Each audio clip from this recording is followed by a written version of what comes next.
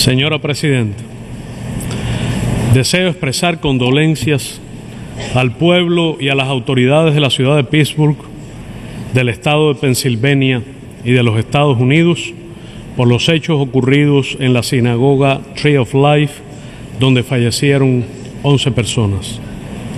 Reciban también nuestras condolencias el pueblo y las autoridades de Indonesia por el desastre aéreo sucedido el pasado 29 de octubre, en el que perdieron la vida 189 personas.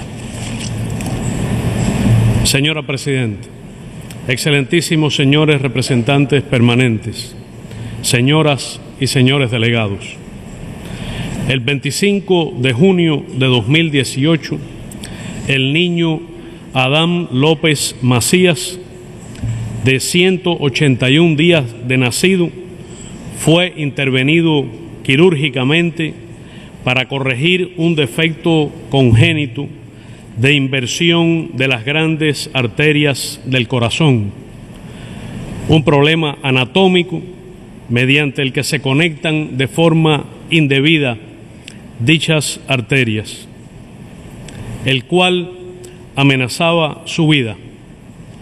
La cirugía duró 5 horas. Su delicada condición, una posterior hipotensión o presión baja y bradicardia, lentitud en el pulso, obligaron a mantenerlo con su pequeño esternón abierto hasta el día 29, es decir, 96 horas.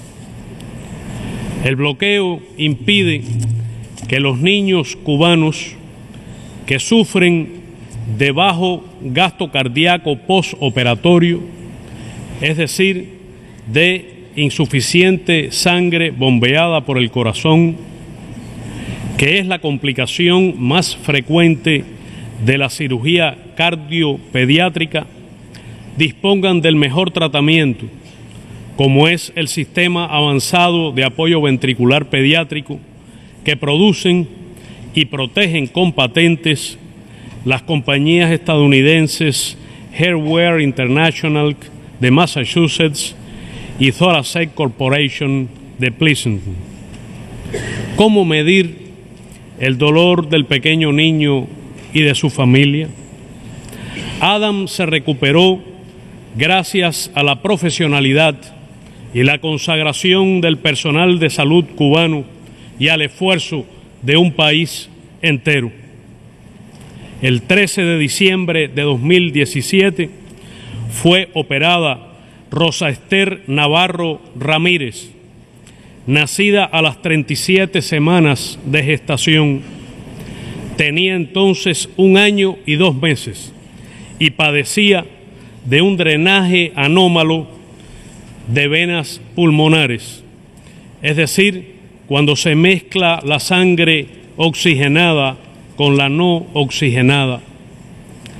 Sufre entonces una fibrilación ventricular, latidos rápidos y desordenados, y se le trata durante 27 días de profunda angustia para sus padres por hipertensión pulmonar, es decir, cuando aumenta la presión sanguínea en las pequeñas arterias pulmonares de la niña, sin poder contar con el fármaco ideal, que es el óxido nítrico inhalado, que no puede ser conseguido de manera urgente y transportado en avión por ser inflamable y explosivo, y requiere condiciones especiales para la transportación marítima. De no existir el bloqueo, se pudiera solicitar de manera expedita a una compañía estadounidense productora del benéfico fármaco y también del sistema con que se administra este, como es Datex o Mida. Rosita fue salvada pese a la crueldad de esta política. Una niña guantanamera de 13 años con un tumor maligno de columna y un niño habanero de 5 años con una masa tumoral entre el tallo cerebral y el cerebelo, cuyos nombres obviamente no debo revelar, no pudieron ser tratados con el fármaco óptimo, la temozolomida, que se produce en Estados Unidos, aunque felizmente han rebasado la enfermedad. La compañía Illumina es líder mundial en la secuenciación de próxima generación NGS, que garantiza el diagnóstico más certero del cáncer y es la base para la medicina de precisión y el tratamiento personalizado de los pacientes. Los proveedores de medicamentos personalizados generalmente exigen ese tipo de diagnóstico para suministrarlos. En el 2017 fallecieron en Cuba 224 personas por cada 100.000 habitantes sin disponer de esos tratamientos debido al bloqueo. En el último año, más de 30 compañías estadounidenses como Agilent, Cook Medical y Thermo Fisher Scientific rehusaron vender a la compañía Medicuba medicamentos, insumos y equipos imprescindibles para nuestro sistema de salud o no respondieron a su reiterada solicitud. No podría una madre en esta sala o en este planeta dejar de conmoverse ante casos como los descritos. Son incalculables los daños humanos ocasionados por el bloqueo, que califica como acto de genocidio a tenor de los incisos B y C del artículo 2 de la Convención para la Prevención y Sanción del Delito de Genocidio de 1948. Es incluso una violación del derecho internacional humanitario si hubiera un conflicto. No se puede contabilizar, señora Presidenta, el sufrimiento humano. El objetivo del bloqueo, anclado en la Guerra Fría, no ha cambiado con el transcurso del tiempo. El infame memorando clasificado del subsecretario de Estado Leslie Mallory de 6 de abril de 1960 guía la política del gobierno actual de los Estados Unidos hacia Cuba cuando dice, cito, no existe una oposición política efectiva. El único medio posible para hacerle perder el apoyo interno al gobierno es provocar el desengaño y el desaliento mediante la insatisfacción económica y la penuria. Hay que poner en práctica rápidamente todos los medios posibles para debilitar la vida económica, negándole a Cuba dinero y suministros con el fin de reducir los salarios nominales y reales, con el objetivo de provocar hambre, desesperación y el derrocamiento del gobierno. Fin de la cita. Como excepción, nos alegra la reciente firma bajo licencia específica existente desde el año 2016 de una compañía mixta por parte de la agencia comercializadora del Centro de Inmunología Molecular Cubano y de Roswell Park Cancer Center, que permitirá la comercialización en Estados Unidos de vacunas terapéuticas de tecnología cubana contra el cáncer de cabeza, cuello y pulmón. También la venta a Cuba, bajo una licencia específica de 81.000 dosis del anticonceptivo hormonal Mesillina por una sucursal estadounidense de la compañía Bayer. Por otra parte, el bloqueo es el principal impedimento al flujo de información y al más amplio acceso a Internet y las tecnologías de la información por parte de los cubanos, al dificultar y encarecer la conectividad del archipiélago, condicionar el acceso a sus plataformas y tecnologías y utilizar el ciberespacio para actos de cambio de régimen. Igualmente, dificulta los vínculos culturales, académicos, científicos, deportivos y de la sociedad civil. En ejercicio de esta política hostil, el gobierno estadounidense, con pretextos increíbles y motivaciones políticas reales, incumple la cantidad de visas de migrantes para cubanos pactada en los acuerdos migratorios vigentes, encarece y dificulta la reunificación familiar, los viajes temporales de cubanos a su territorio y restringe los vínculos familiares. El bloqueo constituye una violación flagrante, masiva y sistemática de los derechos humanos de las cubanas y cubanos y ha sido y es un impedimento esencial a las aspiraciones de bienestar y prosperidad de varias generaciones. Dichas políticas afectan asimismo a los cubanos que residen en los Estados Unidos. El bloqueo es opresivo también para los ciudadanos estadounidenses, a quienes limita injusta y arbitrariamente la libertad de viajar a Cuba, único destino prohibido para ellos en el planeta.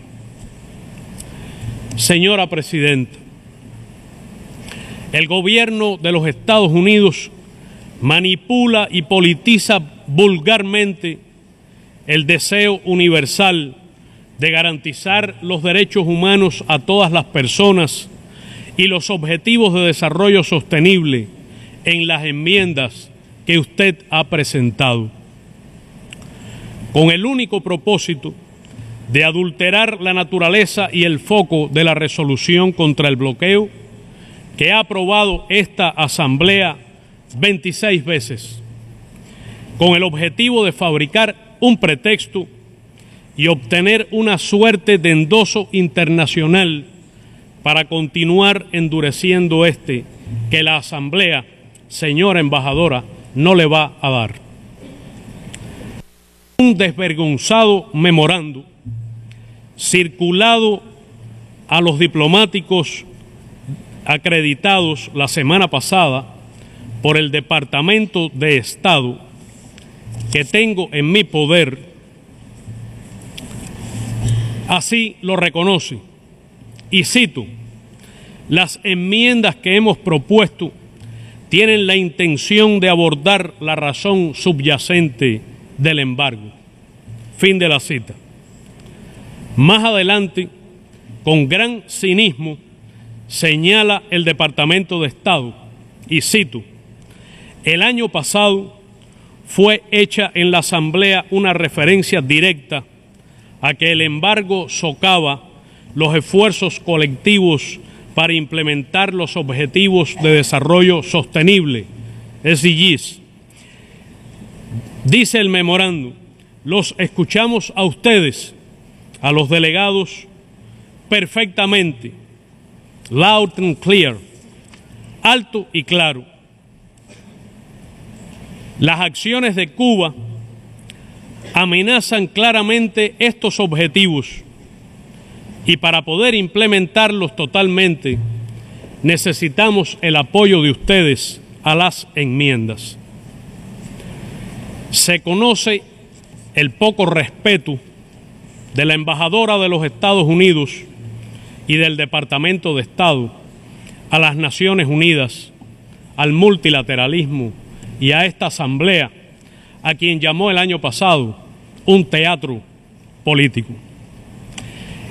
El memorándum acabado de circular es una verdadera burla al multilateralismo, a la decencia en la política internacional y a esta magna, universal y democrática Asamblea.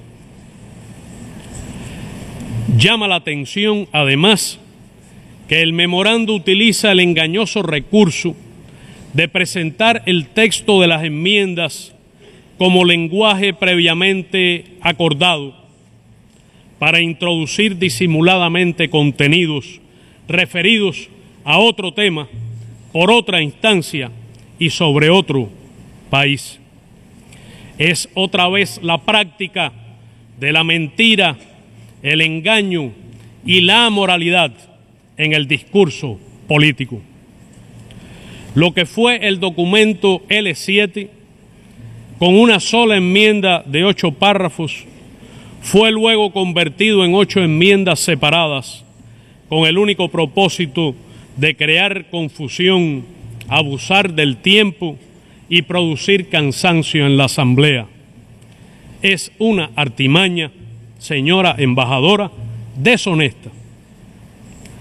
Si el gobierno de Estados Unidos quiere debatir y votar iniciativas sobre derechos humanos o los objetivos de desarrollo sostenible, estamos prestos a hacerlo de inmediato, en cualquier órgano, en cualquier momento y bajo cualquier tema pertinente de la agenda.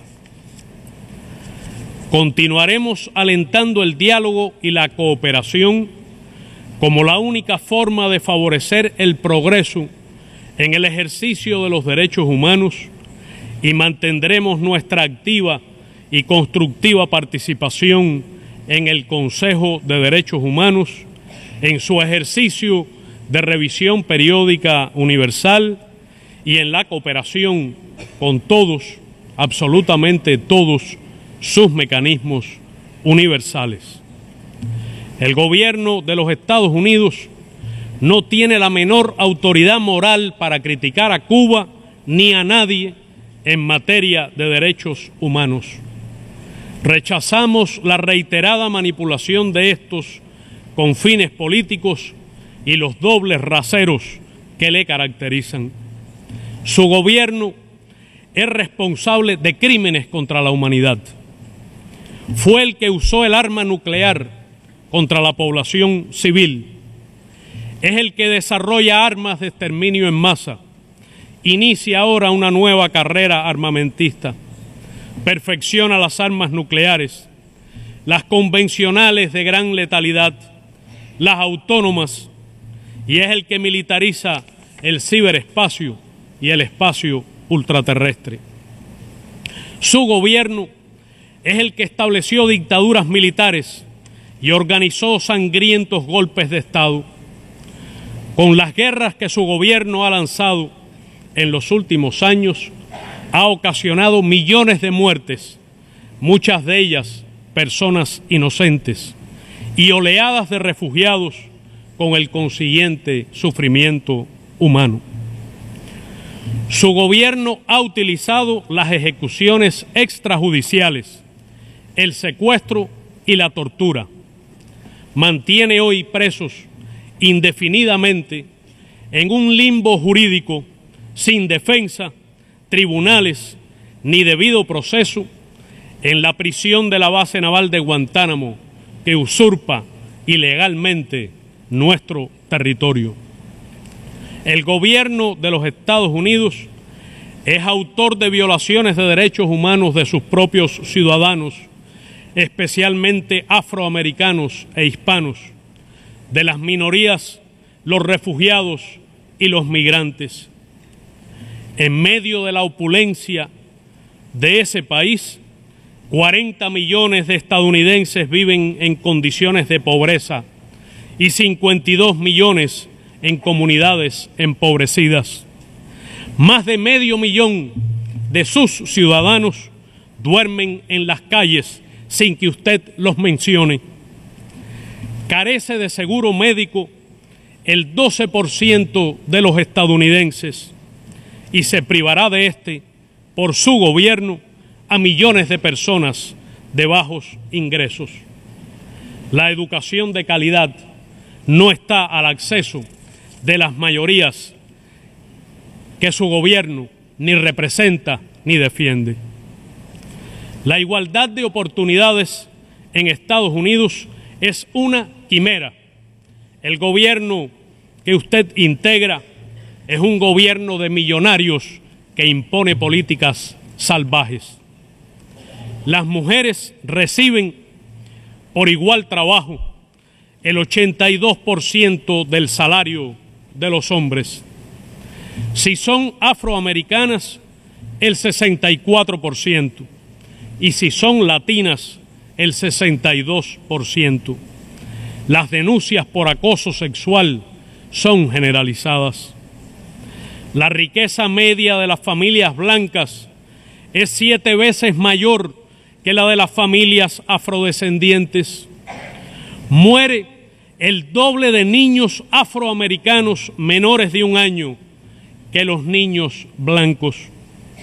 Las madres afroamericanas tienen entre 3 y 4 veces más la probabilidad de morir en el parto que las madres blancas, y la mitad de ellas podría salvarse con mejores atenciones que el Departamento de Estado jamás reclama. Hay un patrón racial diferenciado en la población penitenciaria norteamericana, en la duración de las sanciones de privación de libertad, en la ejecución de la pena capital aplicable a menores y discapacitados mentales y en las muertes atroces por disparos de la policía. Su gobierno construye muros, separa de sus padres emigrantes a menores, incluso a niños pequeños que ha encerrado en jaulas. Crecen juntos en este país la información falsa y el monopolio de las plataformas tecnológicas de la comunicación y de la generación de contenidos. El gobierno estadounidense interviene sin escrúpulos en los procesos electorales y en los asuntos internos de la mayoría de nuestros estados. Trata de derrocar por la fuerza al gobierno legítimo de la República Bolivariana de Venezuela, utiliza contra ella una brutal campaña de difamación y la amenaza militar mientras llama a la violencia y al golpe de Estado. Interviene y trata de desestabilizar a la República de Nicaragua. Realiza actos de injerencia en los asuntos internos del Estado plurinacional de Bolivia. El gobierno de los Estados Unidos pretende ejercer dominación imperial en nuestra América e invoca nuevamente la vetusta, agresiva y peligrosa doctrina Monroe y la diplomacia de las cañoneras. Redespliega su 4ª flota y aumenta la cantidad y el poderío de sus bases militares en la región. Estados Unidos es parte de solo el 30% de los instrumentos principales de derechos humanos y no reconoce el derecho a la vida, ni a la paz, ni al desarrollo, ni a la seguridad, ni a la alimentación, ni reconoce los derechos de las niñas y niños. Nadie puede sorprenderse de que ustedes hayan abandonado el Consejo de Derechos Humanos. Los intereses especiales corporativos han secuestrado el sistema político corrupto por definición de los Estados Unidos. Las palabras y el discurso político sí importan.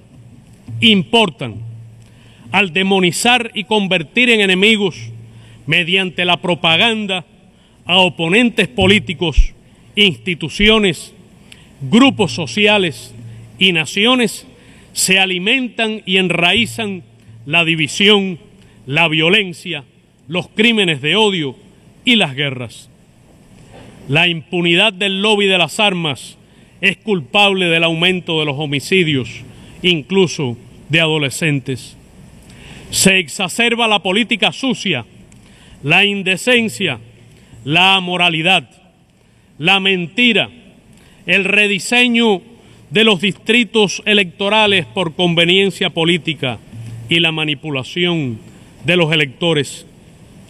A 6 millones de estadounidenses de bajos ingresos se les impidió votar en las últimas elecciones presidenciales y probablemente se les impedirá votar el próximo martes. En la Florida, el 21% de los electores afroamericanos son privados del sufragio. Señora Presidenta, los daños cuantificables acumulados por el bloqueo durante casi 6 décadas de aplicación alcanzan la cifra de 933.678 millones de dólares, tomando en cuenta la depreciación del dólar frente al valor del oro. Calculados a precios corrientes, el bloqueo ha provocado perjuicios por más de 134.499 millones de dólares. Solo en el último año causó a Cuba pérdidas en el orden de los 4.321 millones de dólares. Con los ingresos dejados de percibir por exportaciones de bienes y servicios y los costos asociados a la reubicación geográfica del comercio que nos impone disponer de muy altos inventarios, el Producto Interno Bruto de Cuba habría crecido a precios corrientes en el último decenio alrededor de un 10% como tasa promedio anual. Frente a las dificultades, Cuba ha conseguido avances en su economía y brinda amplia y solidaria cooperación internacional que su gobierno a veces dificulta a pesar del bloqueo y la prohibición de créditos multilaterales, a la par que ha alcanzado niveles de desarrollo humano y justicia social universalmente reconocidos. El bloqueo continúa siendo el obstáculo fundamental a la implementación tanto del Plan Nacional 2030 como de los Objetivos de Desarrollo Sostenible de las Naciones Unidas. Conculca el ejercicio del derecho a la libre determinación, a la paz, al desarrollo, a la seguridad y a la justicia del pueblo cubano. El bloqueo constituye una violación de los propósitos y principios de la Carta de las Naciones Unidas y del derecho internacional. Es un acto de agresión y de guerra económica que quebranta la paz y el orden internacional. Vulnera también las reglas universalmente reconocidas del comercio y la libertad de navegación. Lesiona los principios de la proclama de la América Latina y el Caribe como zona de paz y se opone al consenso de la comunidad de estados latinoamericanos y caribeños y del mundo. Provoca aislamiento y descrédito al gobierno de Estados Unidos y convoca al justo rechazo de la comunidad internacional. Señora Presidenta, vivimos en una época de crecientes amenazas a la paz y la seguridad internacionales, de proliferación de guerras no convencionales, de groseras violaciones a la soberanía de los estados, políticas de dominación mediante el uso de la fuerza, intentos de reimposición del orden unipolar, quebrantamientos del derecho internacional, ruptura amenazadora y arbitraria de tratados internacionales, multiplicación de sanciones unilaterales y guerras comerciales, esencialmente provocadas por la naturaleza depredadora y supremacista del imperialismo estadounidense, inclinado siempre al fundamentalismo neoliberal, a la filosofía del despojo y a la llamada paz basada en la fuerza. Como consecuencia de este escenario, los graves problemas internacionales se agudizan, aumenta la pobreza y la desigualdad, se acentúan los patrones irracionales e insostenibles de producción y consumo del capitalismo, avanza inexorable el cambio climático con todas sus negativas consecuencias, y se exacerba peligrosamente la amenaza nuclear. También se ha intensificado ferozmente la aplicación extraterritorial del bloqueo y especialmente la persecución a las transacciones financieras y a las operaciones bancarias y crediticias de Cuba a escala global. Más de un centenar de bancos han solicitado el cierre de cuentas a nuestras embajadas y de representaciones de entidades cubanas en el exterior. Han retenido fondos destinados a Cuba o se han negado a realizar transferencias desde o hacia nuestro país, incluso de carácter humanitario, como las asociadas al impacto del huracán Irma en Cuba o los proyectos solidarios de cooperación cubanos en otras naciones. El bloqueo es contrario a la Carta de las Naciones Unidas, al derecho internacional, y su aplicación agresivamente extraterritorial daña la soberanía de todos los estados. Señora Presidenta, desde la ocupación militar de Cuba en 1898 por parte de Estados Unidos para impedir nuestra independencia, ya ganada en prolongada epopeya, ha sido esta una relación marcada por el empeño de los gobiernos estadounidenses en controlar el destino de Cuba frente a la inquebrantable determinación de los cubanos de defender nuestra independencia y libre determinación. Hoy, Cuba es una nación absolutamente independiente, dueña de su destino, que desarrolla relaciones de respeto y disfruta de vínculos de amistad y cooperación con todos los países del mundo. Es una conquista alcanzada con el sacrificio de varias generaciones que defenderemos al precio que sea necesario. Con los Estados Unidos tenemos relaciones diplomáticas, algunos episodios de diálogo oficial y desarrollamos cierta cooperación mutuamente ventajosa en un grupo limitado de áreas. Pero el signo definitorio de la relación bilateral continúa siendo el bloqueo económico, comercial y financiero que castiga a todo el pueblo de Cuba, inspirado en sentimientos de dominación, intolerancia ideológica y venganza política. Tenemos disposición para la convivencia pacífica dentro de las profundas diferencias que existen con el gobierno de los Estados Unidos, basada en el respeto mutuo, la igualdad soberana y el beneficio de ambos pueblos.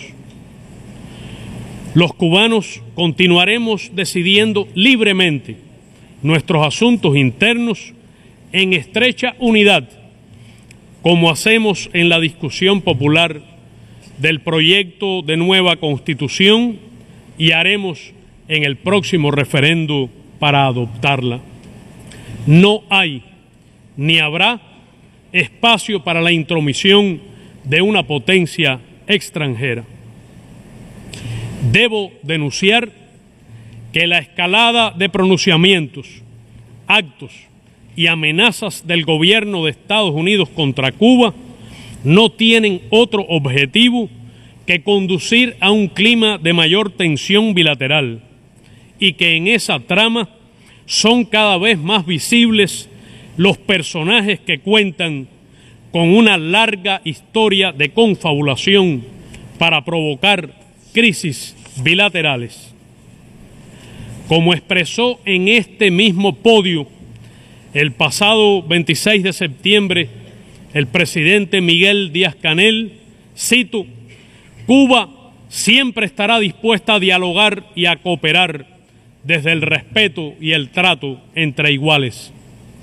Nunca realizaremos concesiones que afecten la soberanía e independencia nacional No negociaremos nuestros principios ni aceptaremos condicionamientos.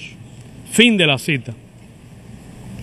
Las cubanas y cubanos de todas las generaciones guardaremos invariable lealtad al ejemplo de José Martí para proclamar con igual convicción, antes que cejar en el empeño de hacer libre y próspera la patria, primero se unirá el mar del sur al mar del norte y nacerá una serpiente de un huevo de águila. Muchas gracias. Señora Presidenta, distinguidos representantes permanentes, estimadas delegadas y delegados, agradecemos profundamente a todos los que han expresado su rechazo al bloqueo impuesto contra nuestro país, a los ciudadanos de todas las naciones y a la creciente mayoría de los estadounidenses, quienes acompañan esta causa por la justicia, la bondad y la dignidad humana. En nombre del heroico, abnegado y solidario pueblo cubano, les pido votar a favor del proyecto de resolución contenido en el documento circulado. Necesidad de poner fin al bloqueo económico, comercial y financiero impuesto por los Estados Unidos de América contra Cuba. Ha comenzado, señora Presidenta, el proceso de adopción de la resolución y entiendo que cualquier intervención de sustancia sería violatoria del reglamento. Espero, señora Presidenta, que haga usted respetar los procedimientos. Muchas gracias.